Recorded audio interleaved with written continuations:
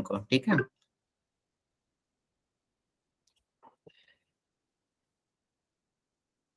चारों वेद को संयुक्त रूप से क्या कहा जाता है? इसको याद रखिएगा, त्रयी कहा जाता है ऊपर वाले को। ऋग्वेद, सामवेद, यजुर्वेद को मिलाकर त्रयी कहा गया है। और ये चारों वेद को मिलाकर क्या कहा गया उसको, किसी को पता है? नहीं, संहिता कहा जाता है। चारों वेद को संयुक्त रूप से संहिता कहा जाता है, ठीक है। वेदों की रचनाकार कौन है?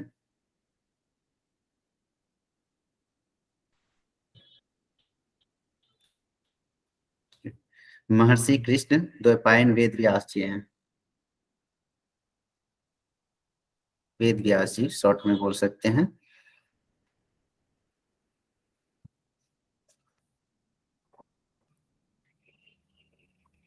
वेदों में सर्वाधिक प्राचीन ऋग्वेद को माना जाता है।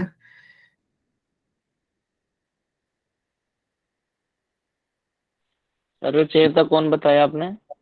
वेद व्यास, महर्षि कृष्ण द्वैपायन वेद व्यास इसका पूरा नाम है। और ये जो है ऋग्वेद का शाब्दिक अर्थ होता है ऋचाओं में संकलित ज्ञान। ऋग्वेद में कितने मंडल होते हैं? 10 मंडल होते हैं, याद रखिएगा, ठीक है। सर अंगिरा, अग्नि आदि, ये भी तो सर वेद के वही कहेगा रचनाकार सर। क्या बोले?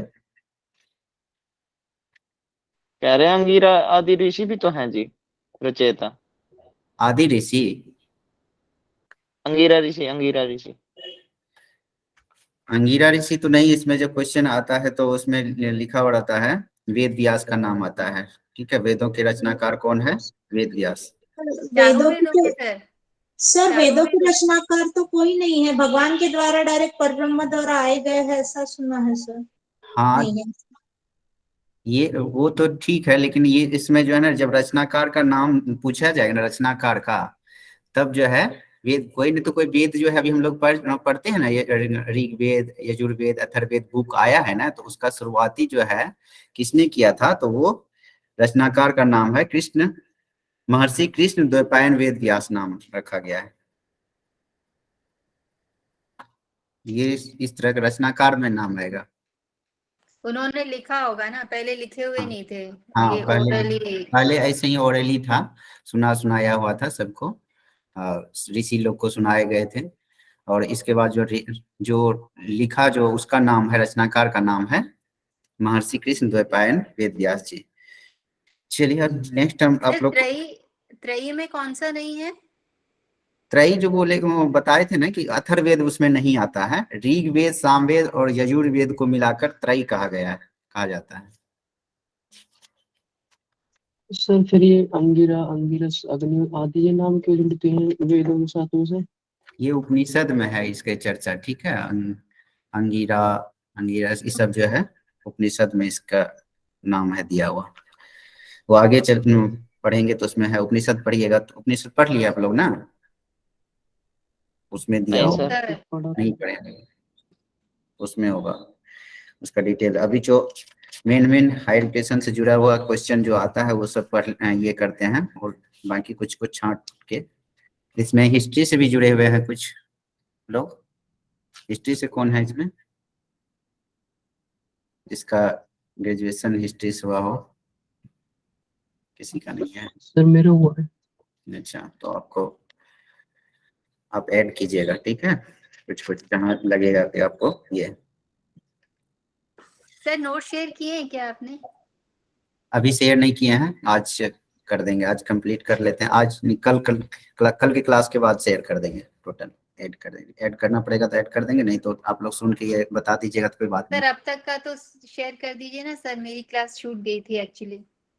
अच्छा ठीक है, अभी क्वेश्चन कट के फिर प्रेजेंट करेंगे। इसके ऋग्वेद के 9वें मंडल को किस देवता को समर्पित है? एक तो बताया कि ऋग्वेद में कितने मंडल हैं? 10 मंडल हैं, उसमें 9वां मंडल जो है, 10 मंडल। हाँ 10 मंडल, बहुत अच्छा। और 9वें मंडल किस देवता को ये है? सूर्य, बहुत बढ़िया, सोम देवता को। 9वें मंडल जो है सोम देवता को समर्पित है। और ये हो गया। ऋग्वेद का वर्णन लोकप्रिय मंत्र गायत्री मंत्र जो है उसमें सोम देवता का, ये जो गायत्री मंत्र जो है किस देवता को समर्पित है, तो ये होगा सूर्य देवता को गायत्री मंत्र। उसमें जो है नवे मंडल है सोम देवता को। ऋग्वेद के मंत्रों के उच्चारण करने वाले को क्या कहा जाता है? होत्री, होत्री कहा जाता है। पिछले बार जो क्लास हुआ था ये सारा चीज उसमें लिए थे, बताए थे। और सामवेद जो है, सामवेद का साम का अर्थ होता है, क्या होता है साम का अर्थ? सामवेद के बारे में जानते हैं आप लोग? साम का अर्थ क्या होता है? संगीत, गान, बहुत बढ़िया। सामवेद पूरी तरह पद में लिखा गया है, सही सही है, ठीक है। सामवेद का उच्चारण करने वाले को उद्गाता कहा जाता है, याद रखिएगा, सामवेद का उच्चारण करने वाले को उद्गाता कहा जाता है।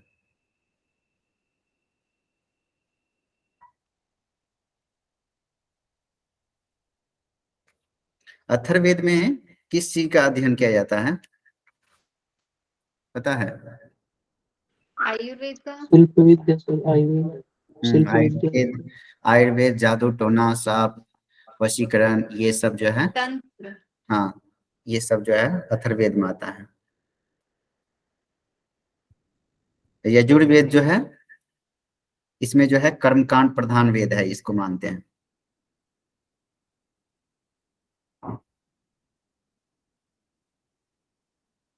यजुर्वेद के मंत्रों को उच्चारण करने वाला को अर्धयु कहा जाता है, अर्धयु। यह गद और पद में रचित वेद है यजुर्वेद। चलिए नेक्स्ट जो है सबसे हल्का क्वेश्चन है, सभी लोग जानते होंगे। उपनिषदों की संख्या कितनी है? 108 114 14 14 11 है सर, 11। सर क्यों 108 है। 14 108, है। 108 सब करेक्शन कीजिए, सही कीजिए, मैसेज कीजिए। 108 कोई भी कर दीजिए। हाँ, अनीता जी कर दिए हैं। 108 जो है उपनिषदों की संख्या बताई गई है।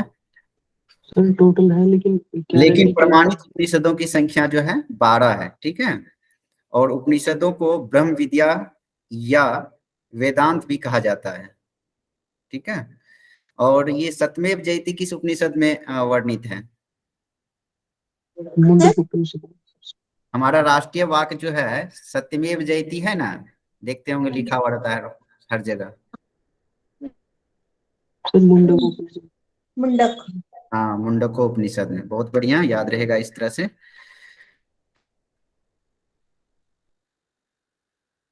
कठोपनिषद में यम और नचिकेता का संवाद मिलता है, ठीक है। सबसे बड़ा उपनिषद किसको बोलते हैं? बृहदारण्यक को, तो सबको पता है। बृहदारण्यक नहीं ना सर, बृहदारण्यक नहीं। हाँ,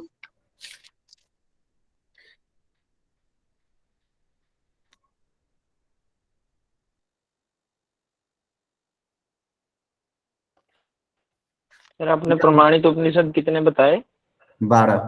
पुराणों की संख्या कितने हैं? 18 18 18। बहुत बढ़िया, 18। मैसेज कीजिए कोई भी, 18 लिखिए। जवाब तो आ गया, चलिए कोई बात नहीं, मैसेज कोई नहीं कीजिएगा। हाँ, आ गया, रिकॉर्ड हो रहा है ना, तो स्क्रीन पर दिख रहा है सब। तो 18 है। प्राचीन पुराण, सबसे प्राचीन पुराण किसको कहा गया है? विष्णु पुराण। नहीं, मत्स्य पुराण को, ठीक है। याद रखिएगा, सबसे प्राचीन पुराण जो है मत्स्य पुराण है।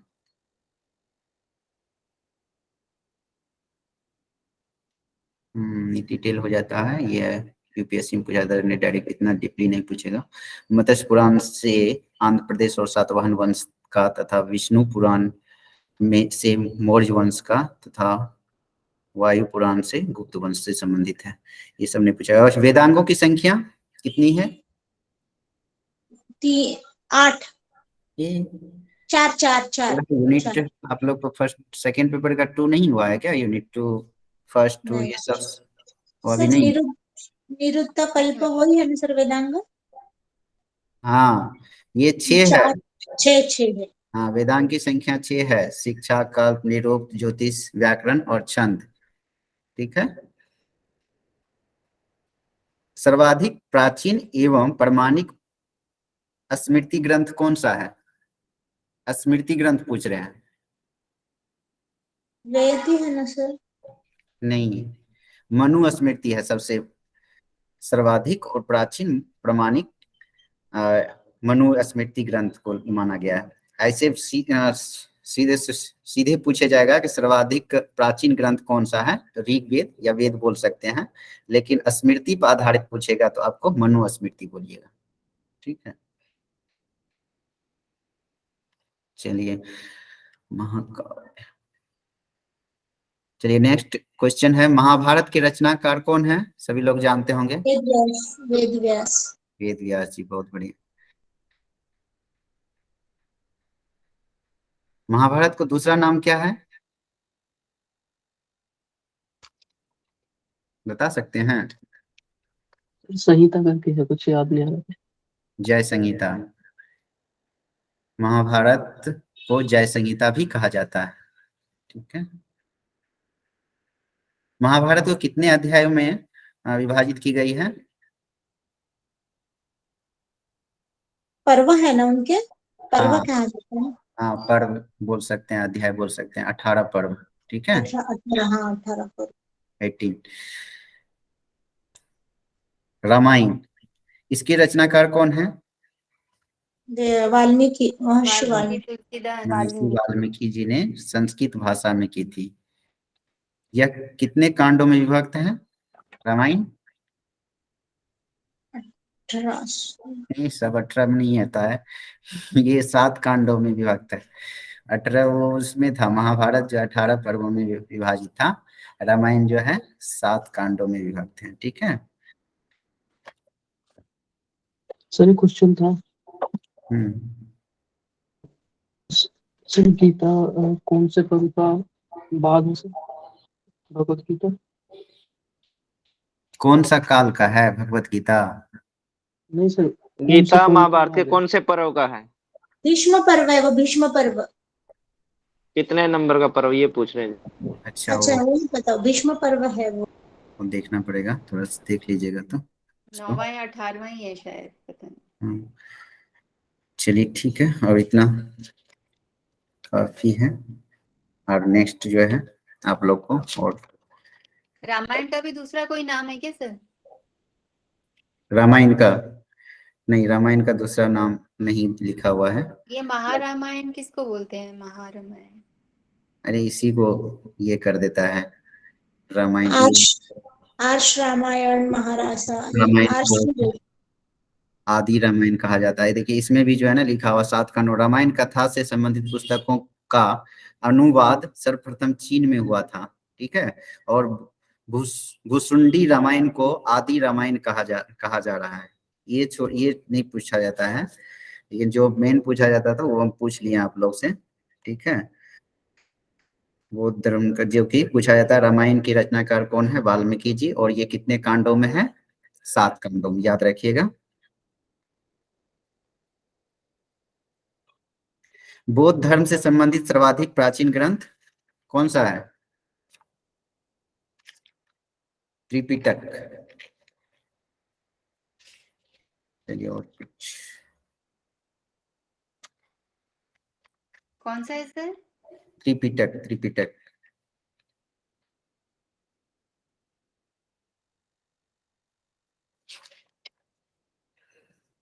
एक और है, इससे पूछ लेते हैं। फाहियान जो है किसके दरबार में आए थे, किसके राज दरबार में? अशोका। चंद्रगुप्त द्वितीय के राज दरबार में आए थे। ठीक है, फाहियान चीनी यात्री। ये 2 यात्री का जो है ज्यादा पूछा जाता है। यह जो है 14 वर्ष तक गुप्त के दरबार में रहा था। इसने अपने विवरण में मध्य प्रदेश के समाज एवं संस्कृति के बारे में वर्णन किया। इसने मध्य प्रदेश की जनता को सुखी एवं समृद्ध बताया था। चलिए नेक्स्ट जो है दूसरा कौन था सर? ह्वेनसांग। ह्वेनसांग जो है एक फाइयान हो गया, एक दूसरा जो है ह्वेनसांग, ये उसके बाद जो है इसके ये नहीं पूछा, ये पूछा था फाइयान और ह्वेनसांग। तो ह्वेनसांग जो है इन्हें यात्रियों का राजकुमार कहा जाता है। ह्वेनसांग को, जितने भी यात्री है उसमें राजकुमार किसको बोला गया है? ह्वेनसांग को। किसके काल में आए थे पूछ सकता है, तो इसका है कन्नौज नरेश हर्षवर्धन के शासन काल में आए थे। हर्षवर्धन के शासन काल में आए थे। इन्होंने सीयूकी नामक ग्रंथ की रचना की। ये 16 वर्ष तक भारत में रहे, मतलब 629 ईस्वी से 645 ईस्वी तक। यह 6 वर्षों तक नालंदा विश्वविद्यालय में रहे ये ह्वेनसांग। उस समय नालंदा विश्वविद्यालय के कुलपति शिलभद्र थे।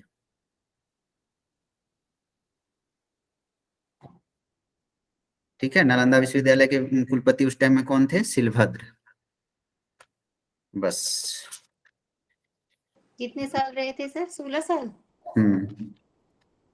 16 वर्ष, 6 नहीं 6 वर्ष, 16 वर्ष नहीं, 16 वर्ष तक। और ये रहे थे वहां पर 6 वर्ष तक जो नालंदा विश्वविद्यालय में रहे, और 16 वर्ष तक भारत में रहे थे पूरे।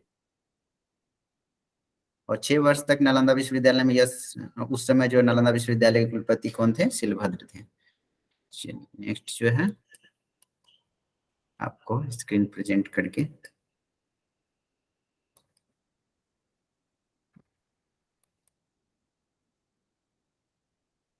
स्क्रीन प्रेजेंट हो रहा है ना?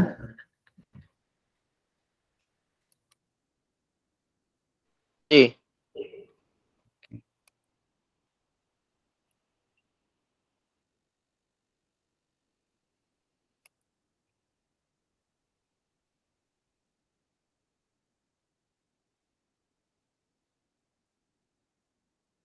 ये क्या?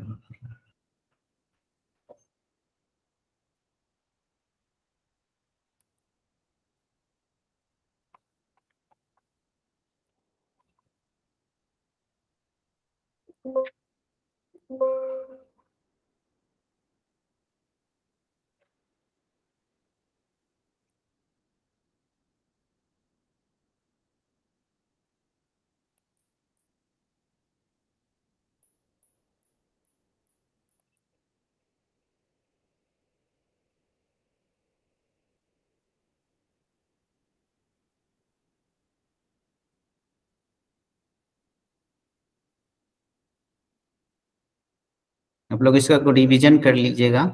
और हम लोग इसके बारे में पढ़ लिए थे, वो डिस्पैच पढ़ लिए थे, हंटर आयोग, इसको भी पढ़ लिए थे।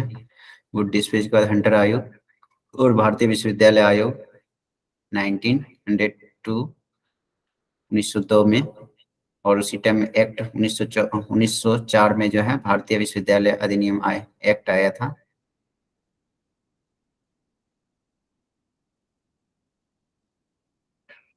राष्ट्रीय शिक्षा परिषद 1906 में, नेशनल इंडियन काउंसिल, इसी जो है बाद में यादवपुर विश्वविद्यालय के रूप में विकसित हुआ। गोखले बिल आया था 1911 ईस्वी में। और शिक्षा नीति पर सरकारी प्रस्ताव 1913 में, सरकार ने प्रत्येक प्रांत में विश्वविद्यालय की स्थापना एवं विश्वविद्यालय में शिक्षण कार्य को प्रोत्साहित करने का भी निर्णय लिया था। सेडलर आयोग के बारे में पढ़े थे हम लोग, इसका ईस्वी है 1917। शांति निकेतन के संस्थापक कौन थे, इसकी स्थापना का वही सारा चीजें है। विश्व भारती के बारे में पढ़े थे। वर्ष 1925 ईस्वी में इंटर यूनिवर्सिटी बोर्ड की स्थापना की गई, जिसका नाम बाद में परिवर्तित होकर के भारतीय विश्वविद्यालय संघ, एसोसिएशन ऑफ इंडियन यूनिवर्सिटी हो गया। और टक कमेटी इसके बारे में पढ़े। वर्धा शिक्षा योजना,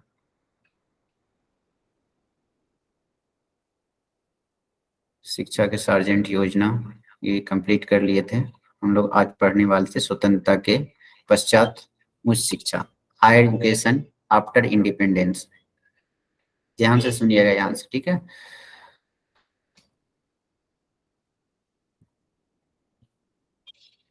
पहला है राधा कृष्णन, जब स्वतंत्रता के बाद जो है राधा कृष्णन आयोग 1948 और इनका जो है 49 ये रहा है आयोग का ईस्वी रहा है, डेट दिया हुआ है। इस आयोग के अध्यक्ष कौन थे? डॉक्टर सर्वपल्ली राधाकृष्णन थे। फिर राधाकृष्णन आयोग, या जिसे हम विश्वविद्यालय शिक्षा आयोग, यूनिवर्सिटी एजुकेशन कमीशन भी कहते हैं इसे।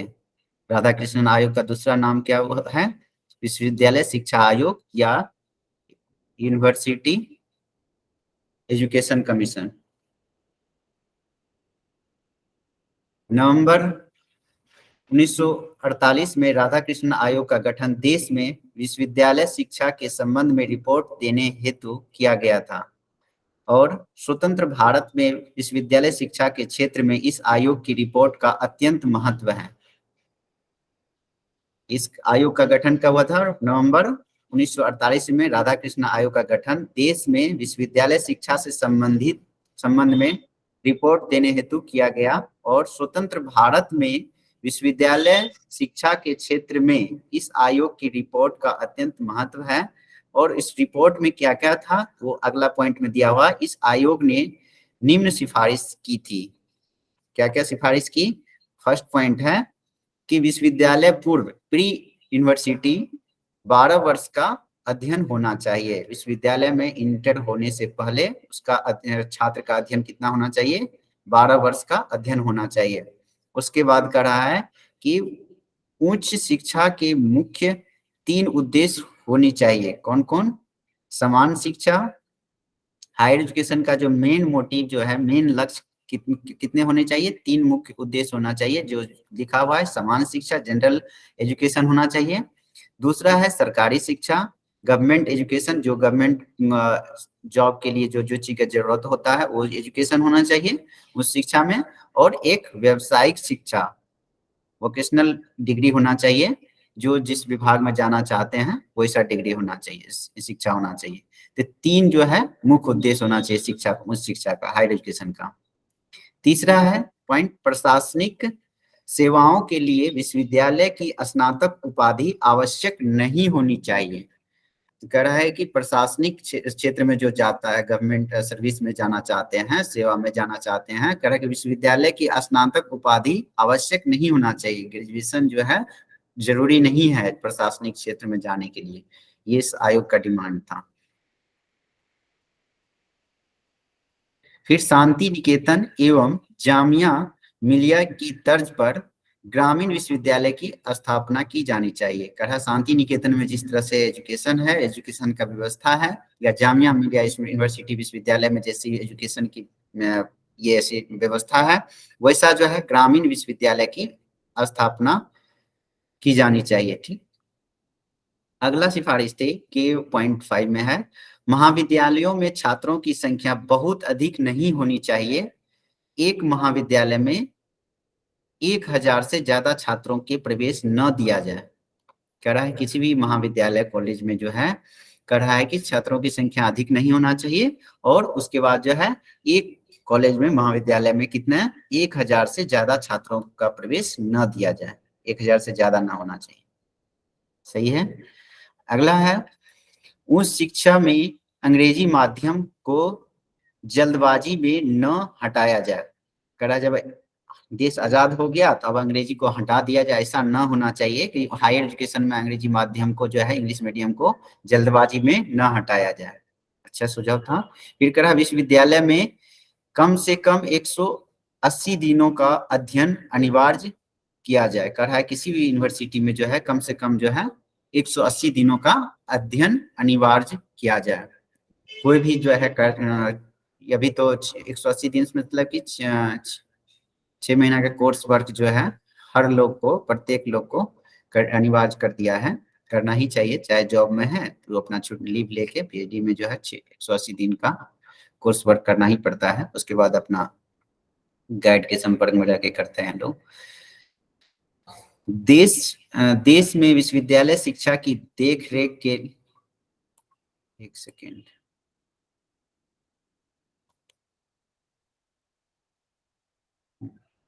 देश में विश्वविद्यालय शिक्षा की देख रेख के लिए एक विश्वविद्यालय अनुदान आयोग यूजीसी का गठन किया जाए। यहीं पर ये सिफारिश किए थे यूजीसी का। कौन किए थे? राधाकृष्णन आयोग। राधाकृष्णन आयोग में जो कुछ भी क्वेश्चन पूछा जाएगा राधाकृष्णन आयोग से रिलेटेड, इतना सफिशियंट है। ठीक है। इसके अध्यक्ष कौन थे? डॉक्टर सर्वपल्ली राधाकृष्णन। इसका गठन कब हुआ था? तो ईस्वी देंगे नवंबर डेट में ये नहीं पूछता, नवंबर नहीं, ईस्वी दिया हुआ था 1948 मानेंगे। ठीक है। और ये जो है ऐसी उच्च शिक्षा को कितने, इसका मुख्य उद्देश्य थे 3 रखे थे, सामान्य शिक्षा, सरकारी और व्यावसायिक में। और ये ग्रामीण जो है ग्रामीण विश्वविद्यालय की स्थापना की मांग की गई थी। और किसके तर्ज पर? शांति निकेतन और जामिया मिलिया के तर्ज पे। इसका जो है ना पूछेंगे इसमें। फिर अगला जो है आयोग आया था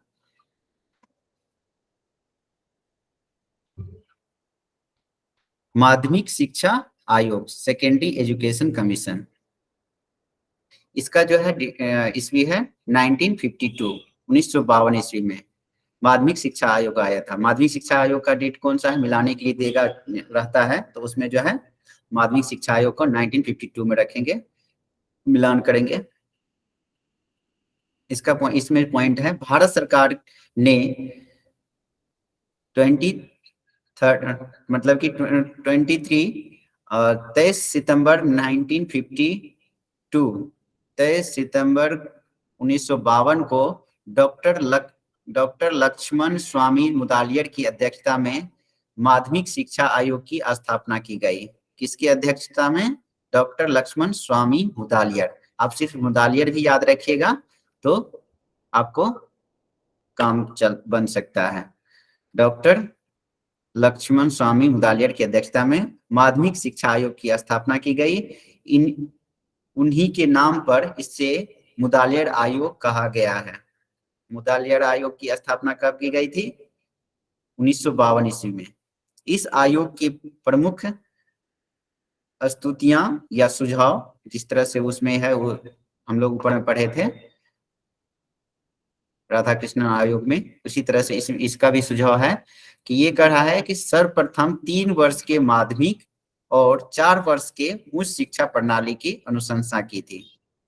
ये स्तुतियां जो है इसका सुझाव था इस आयोग का, मुदालियर आयोग का, कि सर्वप्रथम 3 वर्ष माध्यमिक, 3 वर्ष का जो है माध्यमिक और 4 वर्ष की उच्च शिक्षा प्रणाली की अनुशंसा की। और यहीं पर जो है इसी आयोग का देन है वस्तुनिष्ठ एमसीक्यू परीक्षा पद्धति की अपनाया जाए। एमसीक्यू का फुल फॉर्म लिख के भेजिए। किसी को पता है?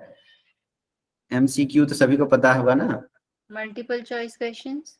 हाँ, वेरी गुड, यही सुनना चाह रहे थे, जगे हुए हैं ना आप लोग। तो नेक्स्ट जो है उच्च तथा उच्चतर माध्यमिक स्तर के शिक्षा के पाठ्यक्रम में कुछ मूल विषय अनिवार्य रहे। कह रहा है कि जितने उच्च शिक्षा मतलब हायर एजुकेशन में तथा उच्चतर माध्यमिक, उसको बोलते हैं +2 को बोला जाता है, +2 स्तर की शिक्षा के पाठ्यक्रम में कुछ मूल विषय अनिवार्य रहे। इसमें जो है कंपलसरी किया गया कुछ विषय को, सब्जेक्ट को, जैसे में मैथ होना चाहिए, गणित, समान ज्ञान, उसके बाद कला मीन्स आर्ट्स, संगीत मीन्स म्यूजिक आदि, ये सब्जेक्ट सब जो है रहना चाहिए अनिवार्य रूप से। अब यहाँ से इतना तो इससे ये सब दो जो आयोग पढ़े हैं दोनों इम्पोर्टेंस है, सारा इम्पोर्टेंस है। और आगे जो है यहाँ ये VVII, इसको बोलते हैं वेरी वेरी इंपॉर्टेंट। यहाँ विश्वविद्यालय अनुदान आयोग से क्वेश्चन काफी पूछे जाते हैं, यहाँ ध्यान से सुनिएगा। इसको है 5 मिनट 10 मिनट कंप्लीट करते हैं। विश्वविद्यालय अनुदान आयोग का जो है डेट रखा गया है 1953 ईस्वी में। इसको शॉर्ट में बोलते हैं यूजीसी।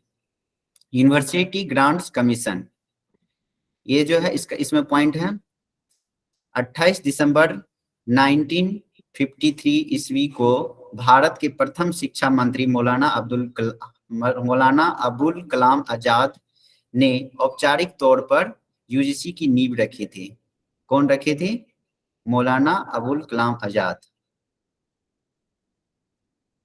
ध्यान रखिए, अब्दुल कलाम आजाद नहीं देख पड़िएगा, अबुल कलाम आजाद।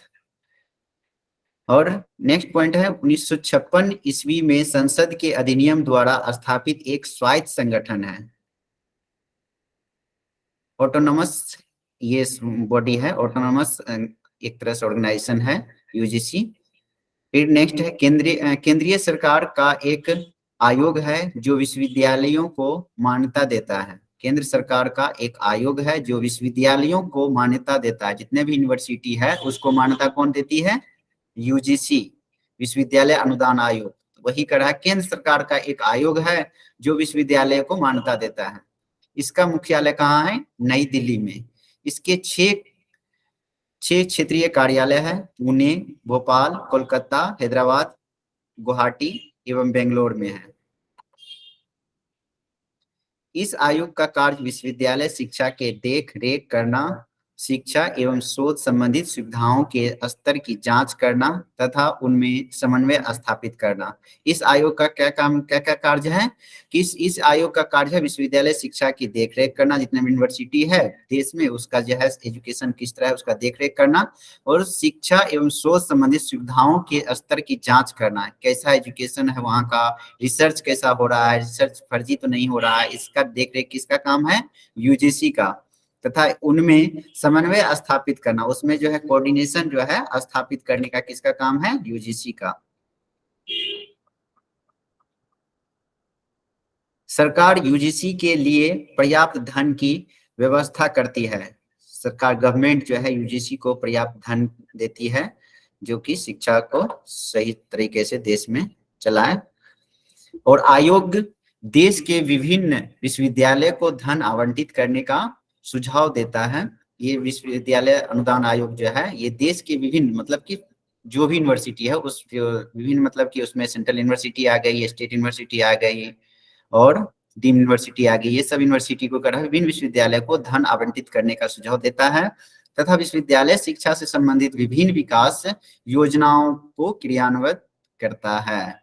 अब करा विश्वविद्यालय से संबंधित जितने भी डेवलपमेंट योजना प्लानिंग है उसको लागू करते हैं, करवाते हैं ये यूजीसी।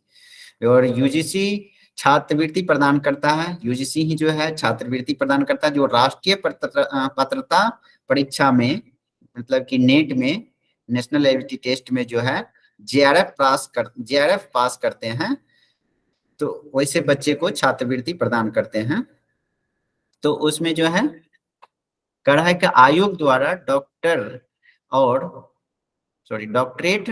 और पोस्ट डॉक्टरल फेलोशिप पर हर साल औसतन कितना रुपया 725, मतलब 725 करोड़ खर्च किए जाते हैं। हर साल जो है 725 करोड़ रुपये खर्च करते हैं फेलोशिप पर, छात्रवृत्ति देते हैं जेआरएफ जूनियर रिसर्च फेलोशिप में, और सीनियर रिसर्च फेलोशिप में जो है इतने रुपये खर्च करते हैं। विश्वविद्यालय अनुदान आयोग के प्रथम अध्यक्ष, जो विश्वविद्यालय आयोग के प्रथम अध्यक्ष उनसे शांति स्वरूप भटनागर थे।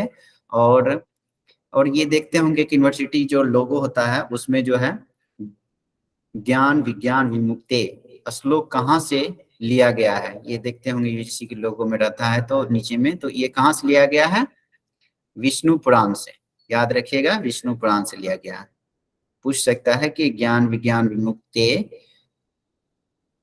किस पुराण से लिया गया है, तो विष्णु पुराण से, क्योंकि योग से जुड़े हुए हैं तो हो सकता है इस टाइप का क्वेश्चन फर्स्ट पेपर, योग वाले फर्स्ट पेपर में डाल सकते हैं।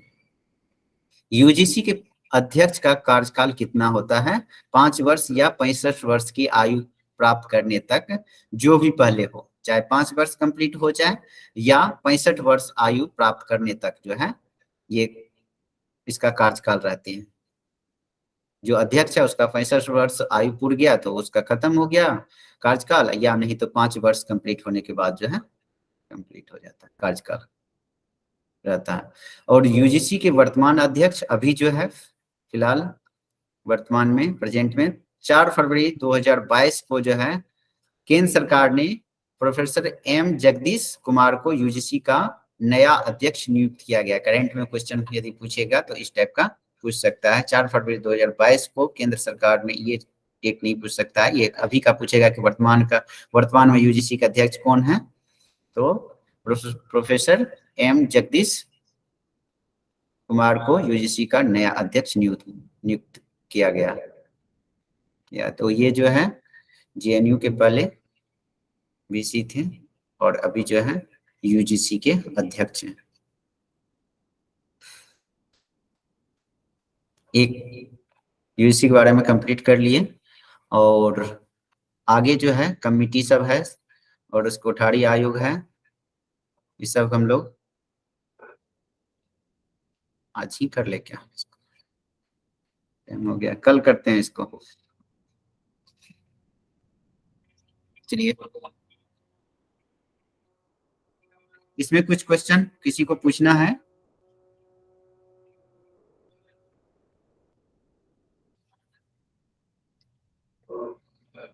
जितेंद्र जी।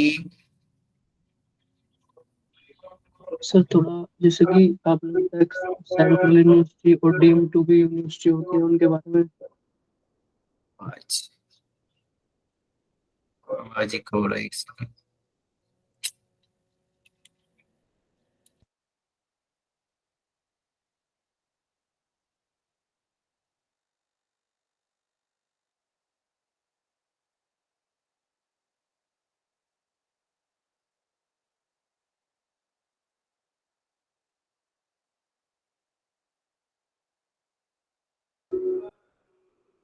फिर से क्वेश्चन कीजिएगा तो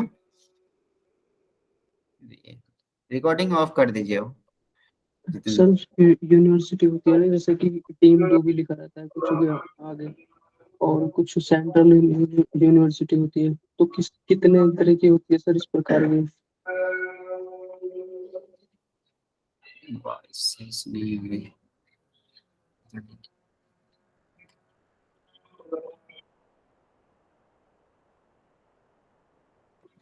जितेंद्र जी है कि नहीं आज?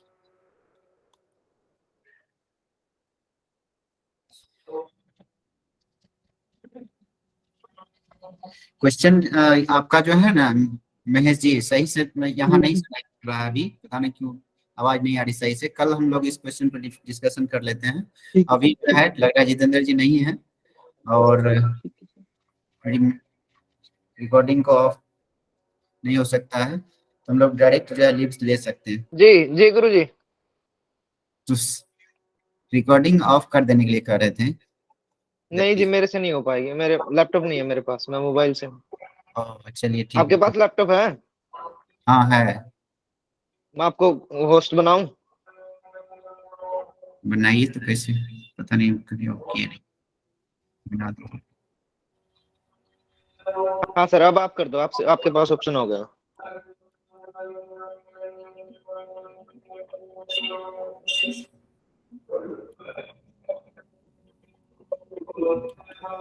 नहीं आ रही है। चलिए कोई बात नहीं है, हम लोग जो है लास्ट में शांति पाठ कर लेते हैं, अपने लीव ले लेंगे तो ऑफ हो जाएगा। ठीक है, आंखें बंद कर लीजिए, कमेंट कर देना एक सीख में। एक बार ओम का उच्चारण।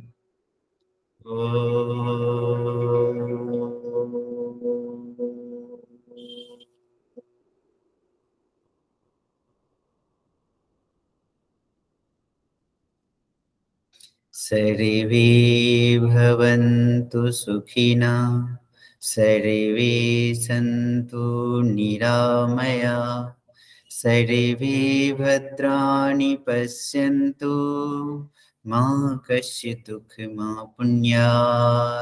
ॐ शान्ति शान्ति शान्तिः। दोनों हाथों को रब करके फेस पर सीख लगा। ठीक है सभी को, थैंक यू, नमस्कार। Thank you sir, Hariom sir.